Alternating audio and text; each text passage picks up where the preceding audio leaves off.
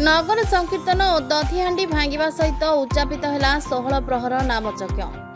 कलाहांडी जिला लांजीगढ़ ब्लॉक लांजीगढ़ बजारपड़ा साप्ताहिक हाट प्रांगण में अनुष्ठित 16 प्रहर नामयज्ञ गुरुवार नगर संकीर्तन और दधिहांडी भांगिबा सहित उच्चापित हो जाइछि।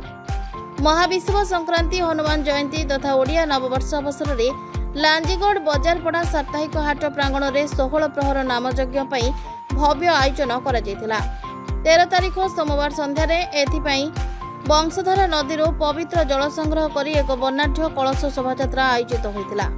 16 प्रहर नामयज्ञ परिचालन कमिटीर सभापति चंद्रमणि महाकुड़ प्रत्यक्ष तत्वावधान में आयोजित कलश शोभायात्रा हजार हजार महिला भक्त सामिल होते। शुभ कलश स्थापना सह अधिवास कार्यक्रम अनुष्ठित होता।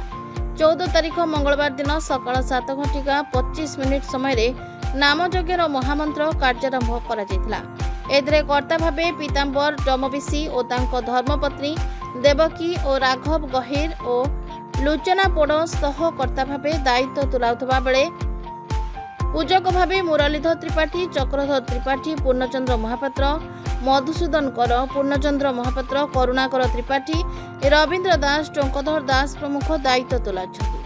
दीनबंधु बारिक पूजा कार्य में सहयोग करथिले। एही 16 प्रहर नामयज्ञ रे लांजीगढ़ समेत विभिन्न अंचल 9 गोटी संकीर्तन दल सामिल होइथिले।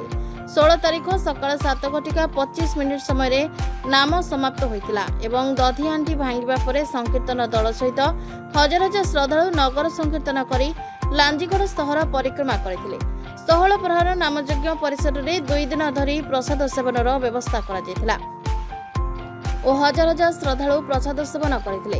एही कार्यक्रम में 16 प्रहर नामयज्ञ परिचालन कमिटीर समस्त सदस्य एवं लांजीगढ़ अंचल हजार हजार श्रद्धालु उपस्थित थिले। कलाहांडी जिला लांजीगढ़ ब्लॉक रु स्वतंत्र प्रतिनिधि रमेश चंद्र नायक रिपोर्ट श्रीक्षेत्र लाइव।